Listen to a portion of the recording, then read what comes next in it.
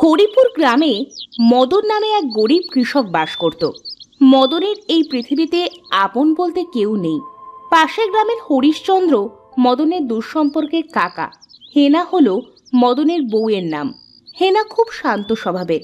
মদন হেনাকে নিয়ে তার খড়ের চালের ঘরেই থাকত। মদন তার সামান্য জমিতে চাষ করে যা ফসল ফলাতো তা দিয়ে তাদের সংসার ভালো মতোই চলে যেত। মদনের ঘরের সামনে বিরাট এক নিম গাছ ছিল। গিন্নি, ও গিন্নি, কোথায় গেলে গো? এই যে এইখানে আমি। ওখানে বসে কি করছো তুমি? থালা বাসনগুলো সব কেমন নোংরা হয়ে আছে, এগুলো মেজে পরিষ্কার করছিলাম।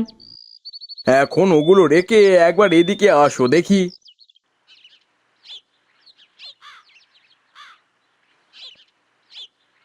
কি বলবে বলো দেখি। বলি শোনো শোনো, আমি একটু পাশের গ্রাম থেকে ঘুরে আসি। তা এখন এই সময়ে পাশের গ্রামে কি কাজে যাবে শুনি? হরিশ চাচার বাড়িতে যাবো একটু। এ বছরে মাঠে ভালো পানি জমবে, ধানের চাষ করলে ভালো ফল পাওয়া যাবে। দেখি গিয়ে হরিশ কাকার নিকট থেকে ধানের বীজ নিতে হবে। তা হরিশ কাকা তোমাকে ধানের বীজ দেবে? কি যে বলো, দেবে না কেন? আর তাছাড়া আমি তো আর ফ্রিতে নেব না, আমি বীজের বদলে টাকা বা ধানও তো দিয়ে দিতে পারি। এটা ঠিক বলেছ তুমি। ঠিক আছে, গিয়ে দেখো কাকা কি বলে। ঠিক আছে গিন্নি, আমি তাহলে চললুম। তুমি তাড়াতাড়ি রান্না শেষ করো, আমি বাড়ি ফিরে কয়টা মুখে দিয়েই মাঠে চলে যাব। আচ্ছা, তুমি সাবধানে যাও, আমি আমার হাতের কাজ শেষ করি।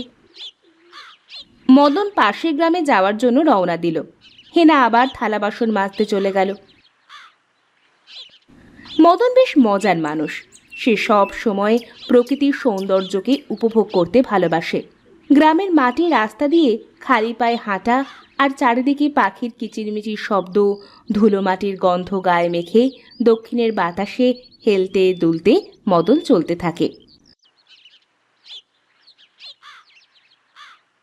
কাকা, ও কাকা, বাড়িতে কি আছেন? ও মদন, কি খবর বাবা, কেমন আছিস? হ্যাঁ কাকিমা, আপনাদের দোয়ায় ভালোই আছি। তা তোর বউ কেমন আছে? আসলি যখন ওকেও সাথে নিয়ে তো আসতে পারতি। আমি আসলে এসেছি কাকার কাছে একটা দরকারে। কাকা কি বাড়িতে আছে? তোর কাকা তো সেই সকালে বের হয়েছে, এখনো পর্যন্ত ফেরার নামই তো নেই। কখন আসবে কিছু বলে যায়নি? না, তেমন কিছু তো বলে যায়নি, তবে মনে হয় এখনই চলে আসবে। ওই তো তোর কাকা আসছে। কি রে মদন, কখন এলি? এই কিছুক্ষণ হলো কাকা, আপনার কাছেই এসেছি। তা বেশ বেশ, কি বলবি বল দেখি। সামনে তো বড় ধানের বছর কাকা, আমার তো ঘরে বীজ নেই, তাই আপনার কাছে আসলাম। ও, এই ব্যাপার। বলি ও গিন্নি, বীজগুলো কি বাইরে আছে নাকি? না গো, সব বীজ একসাথে করে তুলে রেখেছি। তুই এক কাজ কর মদন, তুই বরং কালকে একবার এসে বীজগুলো নিয়ে যাস। ঠিক আছে কাকা, আজ তাহলে আমি চললুম। মদনকে কিছু খেতে দিও গিন্নি। না কাকা, এখন আর কিছু খাবো না। মাঠে যেতে হবে, আবার জমিতে চাষ দেওয়া লাগবে, পরে এক সময় খাবো। ঠিক আছে তাহলে।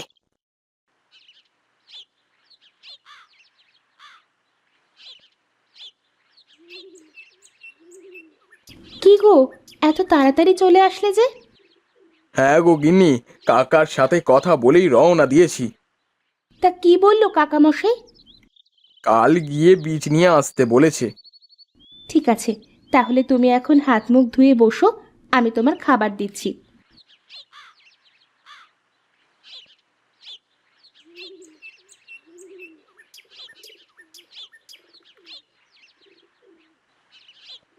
এই নাও, তুমি খাওয়া শুরু করো। পাখাটা নিয়ে আসো, একটু বাতাস করো দেখি, যা গরম পড়েছে।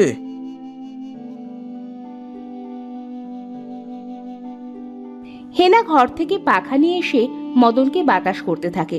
মদন খেতে খেতে বাড়ির সামনের গাছে কিছু পাখি দেখতে পায়। মদন পাখিগুলোকে খাওয়ার জন্য কয়টা ভাত উঠানে ফেলে দেয়। পাখিগুলো মদনের ফেলানো খাবার খেতে গাছ থেকে নেমে এসে সেগুলো খেতে থাকে। হ্যাঁ গো, তা ধানের চারা দেবে কোথায়? কাকার থেকে এক টুকরো জমি চেয়ে নেব। সেটাই ভালো হয় তাহলে।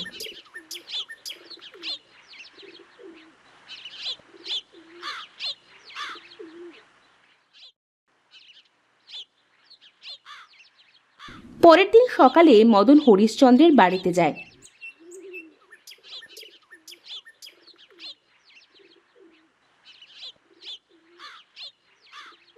কাকা, ও কাকা, বাড়িতে আছেন? মদন নাকি রে?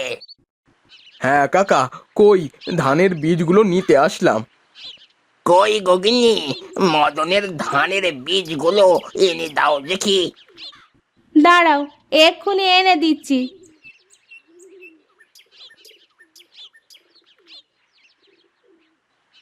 বলছিলাম কাকা, চারা দেওয়ার জন্য কোন জমিটা নেব? উত্তরের মাঠের খালের কোণের জমিটা নিস।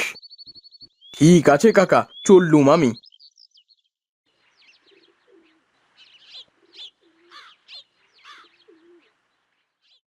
মদন বীজগুলো নিয়ে উত্তরের মাঠে চলে যায়।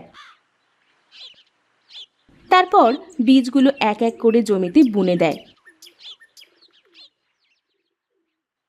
কিছুদিনের মধ্যে বীজ থেকে চারা হয়ে যায়। মদন চারাগুলো তুলে তার নিজের জমিতে লাগিয়ে দেয়।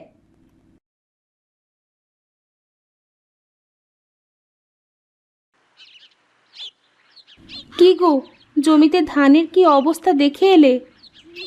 ধান ভালোই হয়েছে গো, এবার ধানে ফসল হবে। তাই যেন হয় গো, দিনকাল যা পড়েছে, কখন যে কি হয়। কই কয়টা চালমুড়ি দাও তো দেখি, পাখিগুলোকে একটু খেতে দিই। হ্যাঁ, ফসল ঘরে এনে সেখান থেকে মন খুলে পাখিদের খেতে দিও। হেনা ঘর থেকে কিছু চাল মদনকে দেয়। মদন চালগুলো মাটিতে ফেলে পাখিগুলোকে খেতে দেয়।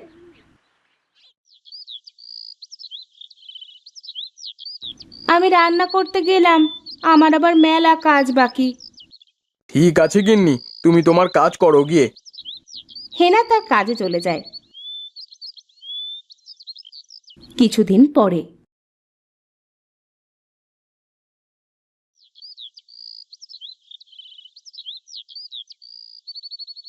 শোনো গিন্নি শোনো, হ্যাঁ গো, বলো, কি বলবে? ফসল তো নয়, যেন জমিতে সোনা ফলেছে। এবার ধানে অনেক ফল হবে গো। সে তো খুব ভালো কথা গো। যাই যাই, ধান কাটার ব্যবস্থা করে আসি, কালই সব ধান কেটে বাড়িতে নিয়ে আসবো।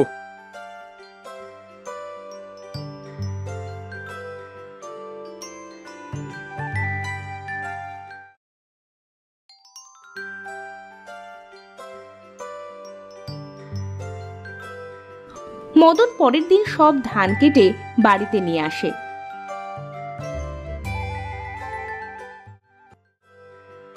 ধান গাছগুলো মাড়াই করে ধান আলাদা করে ঘরের মধ্যে রেখে দেয়। ঘরের অর্ধেকটার বেশি ধানে ভরে যায়।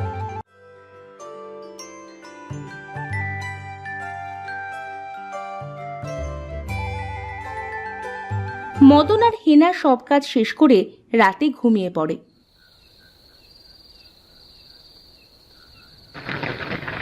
হঠাৎ মাঝরাতে কালবৈশাখী ঝড় শুরু হয়।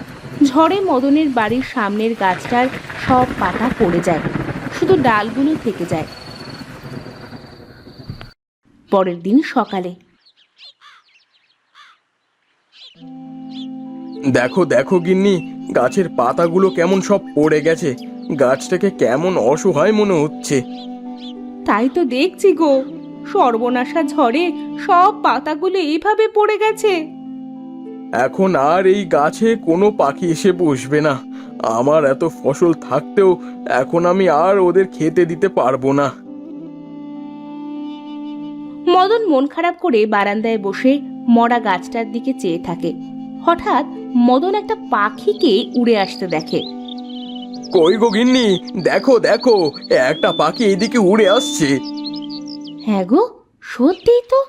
তা পাখিটা কি এই মরা গাছের ওপর বসতে চাইবে? আমার মনে হয় ঠিক বসবে গো, তুমি দেখো। বলতে বলতে পাখিটা মরা গাছটিতে এসে বসে। কই গো গিন্নি, ঘর থেকে কয়টা চালের দানা এনে দাও দেখি।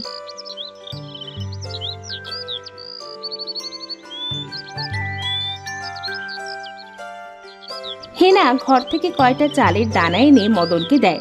মদন দানাগুলো মাটিতে ফেলতেই পাখিটা নেমে এসে খেতে শুরু করে।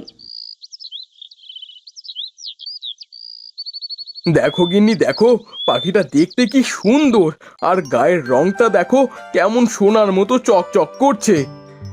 হ্যাঁ গো, মনে হচ্ছে এ যেন এক সোনার পাখি। হ্যাঁ গো গিন্নি, দেখেছো, মরা গাছেও সোনার পাখি বসে।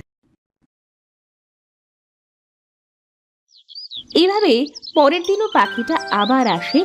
মদন আবার পাখিকে খেতে দেয়। কিছুক্ষণ পর আরো অনেক পাখি আসতে থাকে। মদন সব পাখিগুলোকে খেতে দেয়। পাখিগুলো মদনের দেওয়া খাবার পেয়ে ওই মরা গাছটাতে গিয়ে সব ডালে ডালে বসে পড়ে। এভাবেই মদন ও হেনা বাস করতে থাকে।